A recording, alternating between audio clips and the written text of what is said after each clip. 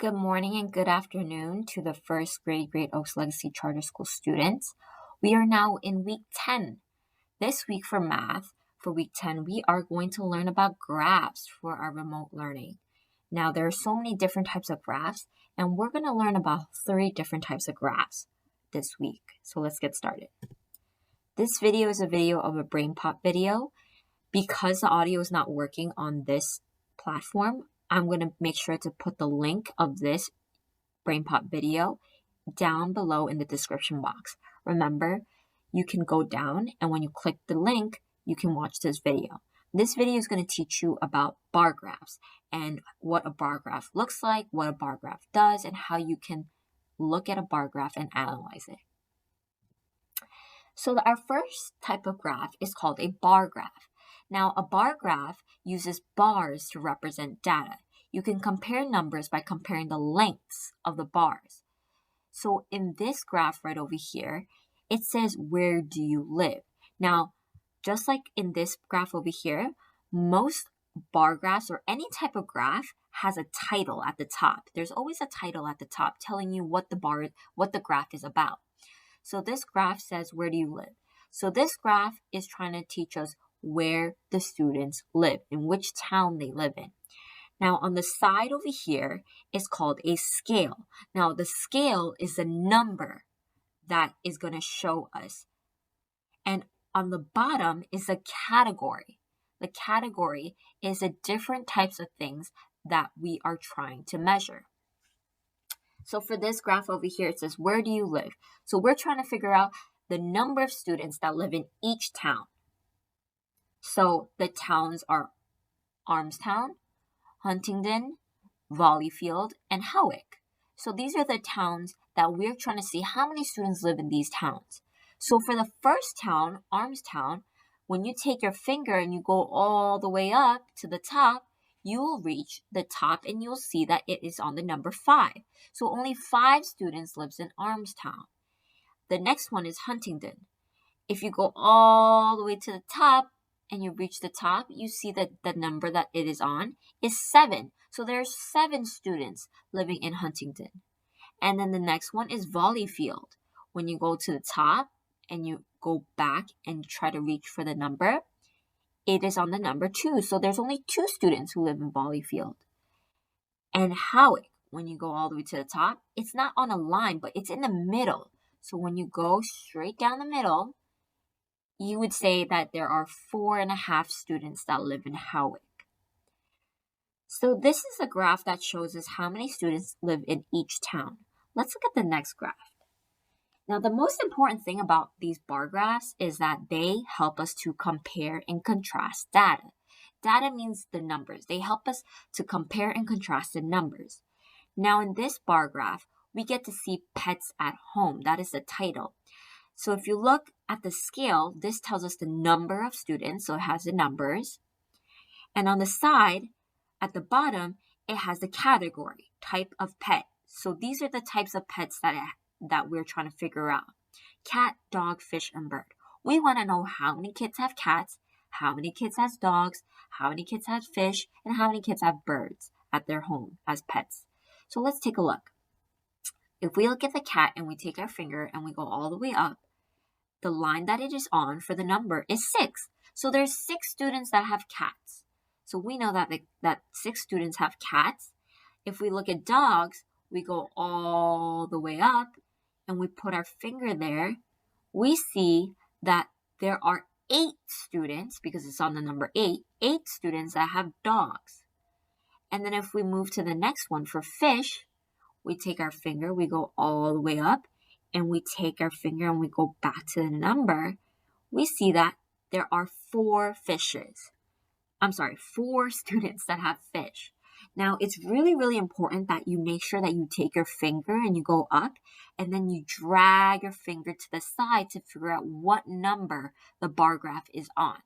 So just like we said, there are 4 students that have fish.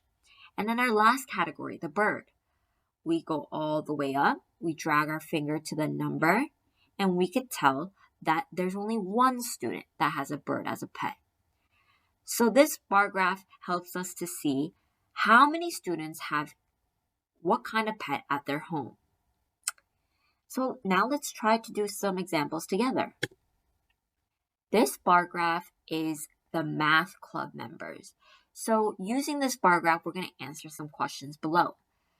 The title says math club members, so we could tell that this bar graph is going to tell us how many boys are in the math club and how many girls are in the math club, because the category are students, boys and girls, and then at the bottom, you see the numbers for the scale. Now, there's something different about this bar graph from this bar graph. Take a look. If you notice, these bar graphs go up and down. It's vertical, where the numbers are on the side over here and the categories on the bottom. But this bar graph has the scale on the bottom and the category on the side, and it's going from side to side. So it's horizontal. There are two different types of ways that bar graphs can look. It can go up and down like this, or it can go side to side like this. So even though they might look a little different, this is still a bar graph. So let's take a look at this bar graph. We have boys over here and we have girls over here, and we are trying to figure out how many boys are in the math club and how many girls are in the math club. So let's answer some of these questions together. Now we gotta look at this picture. What does that picture represent? Boys. So how many boys are members of the math club? Now we're gonna go back to the bar graph and we're gonna count each box. You can either count each box or you could drag your finger to see what number it's on. So let's count the boxes first. 1, 2, 3, 4, 5, 6, 7. So there should be 7 boys. Let's see if it's right. So when you drag your finger to the top, instead of counting all the boxes, you could see that the number is on 7. So there are 7 boys. Let's take a look at our next question. Let's look at the picture. It's a girl. So how many girls are members of the math club? Same thing. You can either count the boxes or you could drag your finger to the top to see what number it's on. Let's count the boxes first. 1, 2, 3, 4, 5. There should be 5 girls. So when you drag your finger to the top, it is on the number 5. So there are 5 girls that are members of the math club. Let's take a look at our next question. How many math club members are there in all? When you hear that word in all, that means you want to know all of the math club members. So you want to figure out how many there are all together. So when we want to figure out all of the math club members or how many there are in all, that means we need to add. So we're going to add all of the members. We know that there are 7 boys and there are 5 girls. So we're going to add those together. There are 7 boys. So I'm going to write 7 plus,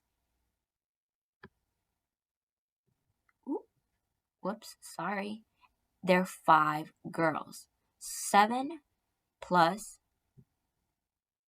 5.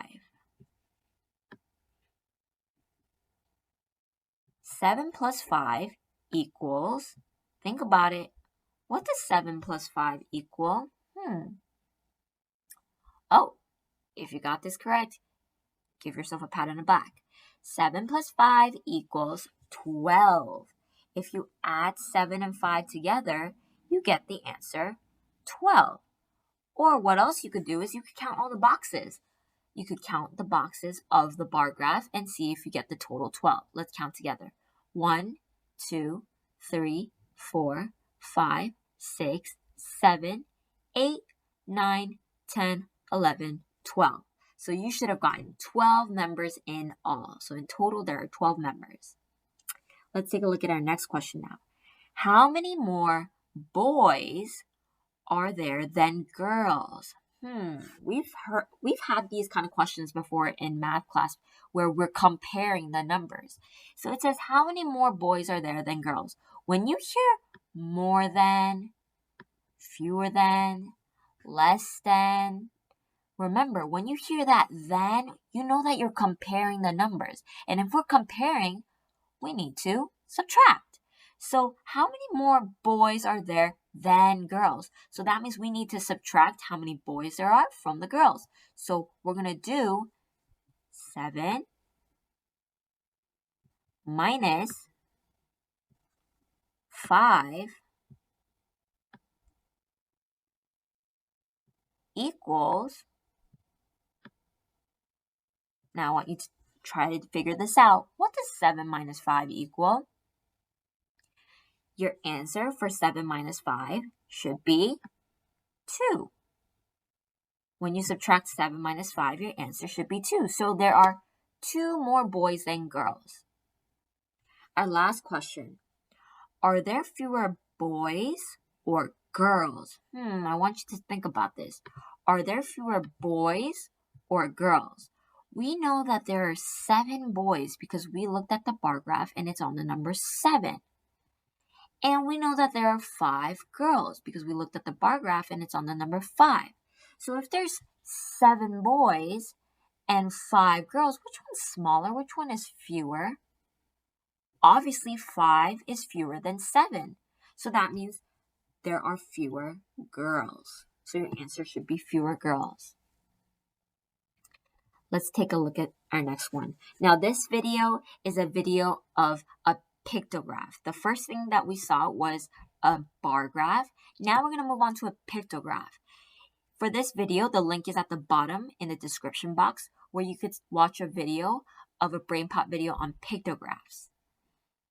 So this graph was teaching us about pictographs. That video showed us how pictures can be used to show information. So a pictograph is a graph that organizes and shows information using pictures. So it uses pictures. Now, taking a look at this, remember there's always a title and there will always be categories and numbers. Now, this one's a little special because it has pictures. Now it says, do superheroes prefer math, science, or reading? So in this pictograph, it shows us what superheroes prefer, what they prefer. If they prefer math, if they prefer science, or if they prefer reading.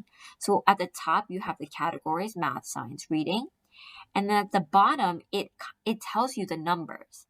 So the pictures will be the symbols that tell us how many each superhero chose. So there's 1, 2, 3, 4 superheroes like math. There's 1, 2, 3 superheroes like science, and 1, 2, 3 superheroes like reading. So let's take a look at this pictograph right here. A pictograph is just short for picture graph. And the purpose of a pictograph, again, is to compare data. It's to compare the numbers using pictures or symbols. The title is favorite pets. So this pictograph is going to show us how many students like which kind of pet, what their favorite pet is. The category is on the side, dog, cat, and hamster and fish. These are the category.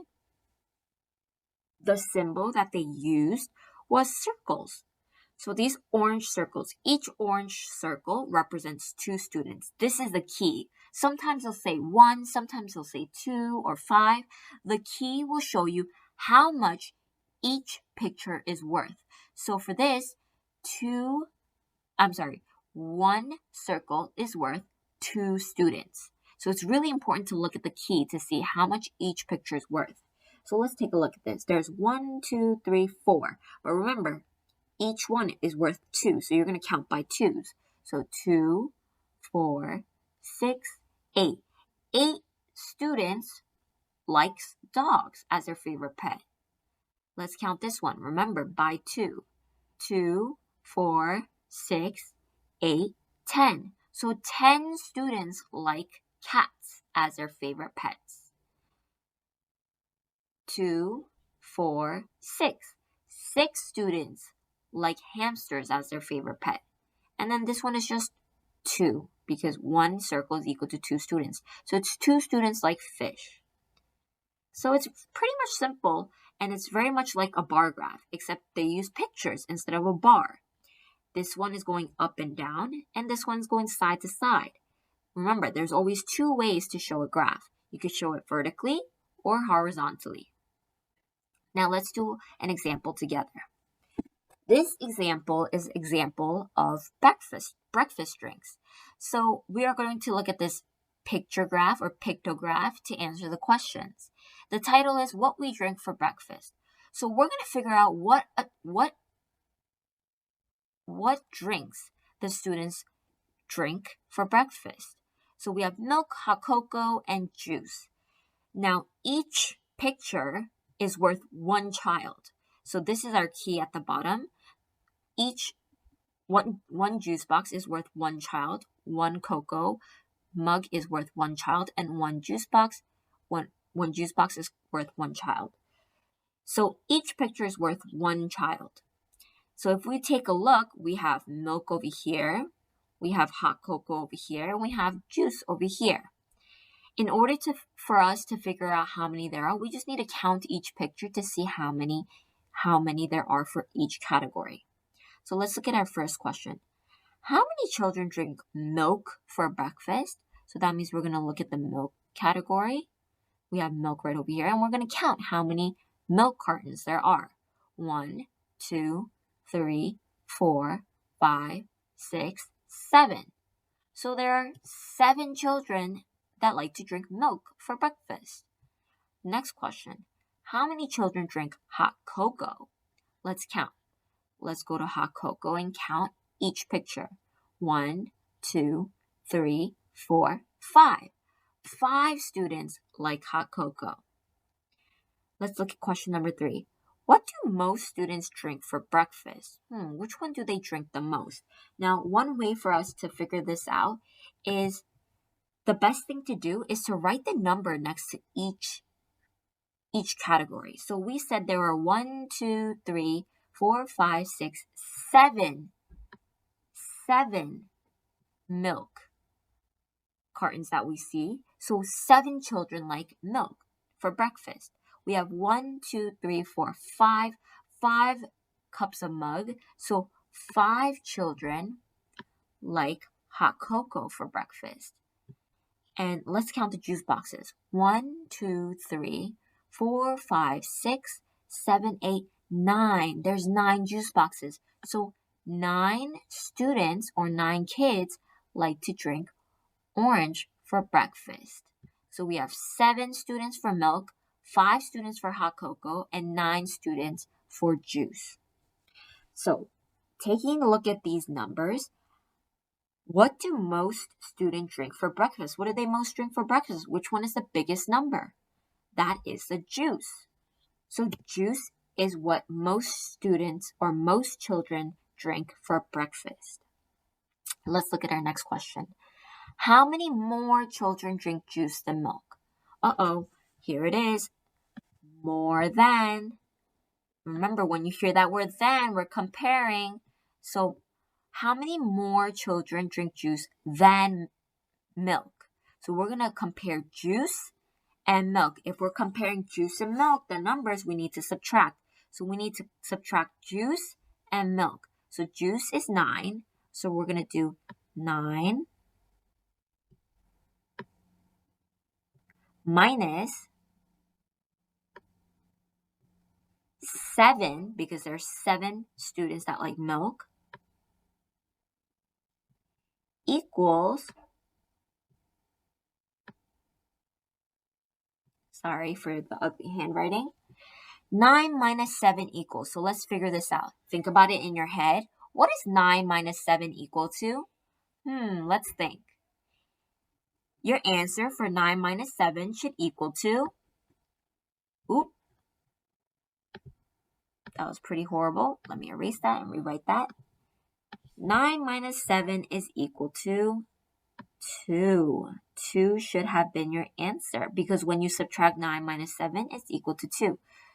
So there are 2 more children that drink juice than milk. Let's look at our next question. How many fewer children drink hot cocoa than milk? Here's our keyword then. That means we need to subtract. So how many fewer children drink hot cocoa than juice? So we have to look at hot cocoa, 5 hot cocoa, and juice, 9. So that means we need to subtract again. 9 for the juice minus 5 for the 5 students who like hot cocoa. Now remember, we have to put the 9 first because 9 is a bigger number. We cannot subtract 5 minus 9. That is against our math laws. So we need to subtract the bigger number first. So 9 minus 5 equals, think about it, 9 minus 5 is equal to, your answer should have been 4. 9 minus 5 is equal to 4. So there are 4 fewer children who like to drink hot cocoa than juice for breakfast. Next question. How many children like milk and hot cocoa all together? All together is just like the word in all. And when it says all together, that means we want to add the numbers together. So we need to figure out how many children like milk and how many children like hot cocoa together. So we're going to add the milk and the hot cocoa. So there are 7 students that like milk. So we're going to do 7 plus, how many students like hot cocoa again?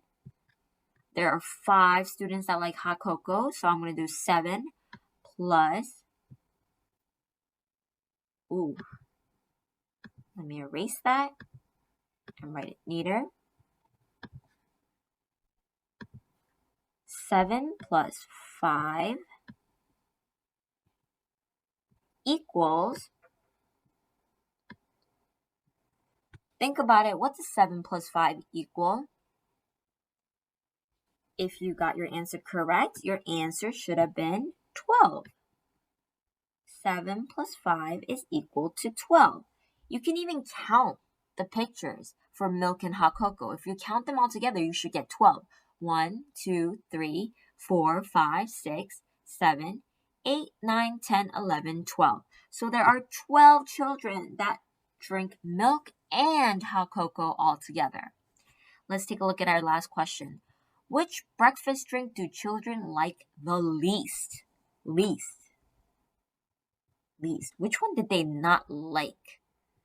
Remember, which breakfast drink do children like the least? So we want the smallest number, least. If milk has 7, hot cocoa has 5, juice has 9, we're going to find the smallest number. Milk is 7, hot cocoa is 5, and juice is 9. So that means the smallest number has to be 5. 5 is our smallest number. So hot cocoa is the breakfast drink that children like the least. So this was us looking at a pictograph and answering the questions. Let's move on to our next graph now. Our next graph is tally charts. Now this is a BrainPop video about tally charts and what tally charts look like and tally marks. This video will also be down in the description box for you to look at. Remember, you may click the link in the description box and then you could figure out and learn about more on tally charts. So, tally charts is a chart made using tallies that record data or information. So one tally mark is for one vote. Now, many of you guys should know what tally marks are because we actually do this in class every single day. We do tally marks for table points. Remember, each table gets 1 point, that's one tally mark. And when you get 5, you draw a line across just like this. So this is a fun way to learn how to draw tally marks. 1, 2, 3, 4. Number 5 shuts the door. So when you get to 5, you got to put a line across for the number 5. 6, 7, 8, 9. Number 10 draws the line. So even for the number 10, you have to draw the line. So every 5th tally mark, you need to draw that line across. This helps us to count the tally marks by 5s. So 5, 10. We know that one group of tally marks is 5 tally marks. So when we count, we only need to count by 5s. So in this graph over here, we could see it says, would you rather? So would you rather fly or would you rather be invisible? They took a tally mark of how many people like to fly or how many people like to be invisible. So over here, where it says, would you rather fly? there are 10 people that would rather fly. Remember, each group of tally marks is worth 5. So 5, 10. 10 people would rather fly. Over here, only 5 people would rather be invisible. So this is how you read a tally chart. Now let's do an example together. This says flowers in the garden. So we are looking at a tally chart of flowers in the garden. We have 2 different types of flowers for our categories. We have daisies and we have tulips. And we could see the tally marks for each category, but we got to figure out how many tally marks are for each flower. So let's look at daisy first. Remember, one group of tally marks equals to 5 because there's 1, 2, 3, 4, 5. So one group is worth 5. So we have 5, 6, 7, 8, 9. So there's 9 daisies in total in the garden. Let's look at the tulip now. We know that this whole group of tally mark is 5. So from 5, we could start counting up. 5, 6, 7, 8. So there are 8 total tulips. So we figured out that from looking at the tally marks in the tally chart that there are 9 daisies and there are 8 tulips. Now let's take a look at the questions. Let's take a look at this flower. Which flower is it? Is it daisies or is it tulips? That flower is a tulip. So how many tulips are in the garden? We already figured that out. We looked at the chart and we know that there are 8 tulips. Let's look at the next question. Look at the picture. What picture is that? Is that daisies or is that tulips? It is daisies. So how many daisies are in the garden? We look back at our tally chart. We figured out that there are 9 daisies. So there are 9 daisies in the garden. Let's look at our next question. How many tulips and daisies are there all together? This sounds just like the problem we did before. We need to figure out how many tulips and daisies are there all together. That's that key word, all together. So how many are there all together? When you hear all together, that means we need to add. So that means we need to add how many daisies there are and how many tulips there are in total. So we're going to add 9. We got to do 9 plus, because we're adding, 8, because there are 8 tulips. So we did 9 daisies plus 8 tulips equals, I want you to think about it in your head. What does 9 plus 8 equal? 9 plus 8 equals to 17. So your answer should be 17. So we know that our answer is 17. You could even check your work by counting the tally marks. So we have 5, 10, 11, 12, 13, 14, 15, 16, 17. So there are 17 daisies and tulips together. All together, there are 17 daisies and tulips. Let's look at our next question. How many more daisies are there than tulips? Here's our next question, very similar to the ones we did before. Remember, when you hear than, we're comparing. So when we compare, we need to subtract. So how many more daisies are there than tulips? So that means we need to subtract daisies and tulips. So 9 minus 8, because there are 8 tulips, equals, now remember, we put the bigger number first because when we subtract, we always need to put the bigger number first. So 9 minus 8 equals, think about it, 9 minus 8 equals 1. So your answer should be 1. How many more daisies are there than tulips? There's 1 more daisy than tulip. So that was our last question. Now, remember, we looked at 3 different graphs. We looked at a bar graph, we looked at a pictograph, and we looked at tally charts. Now it's your turn to practice in your packet. You're going to see a bar graph, you're going to see a pictograph, and you're going to see a tally chart, and you're going to see very similar questions like these. Remember, when you see the word all together, you know you need to add the numbers. When you hear more than, less than, fewer than, then tells you that we're comparing the numbers. So when we compare, we need to subtract. And when you subtract, don't forget, the bigger number always comes first. Make sure you watch this video, and if you need to, you can always rewatch the video again. And if you have more questions, make sure you always reach out to your teachers. Good luck!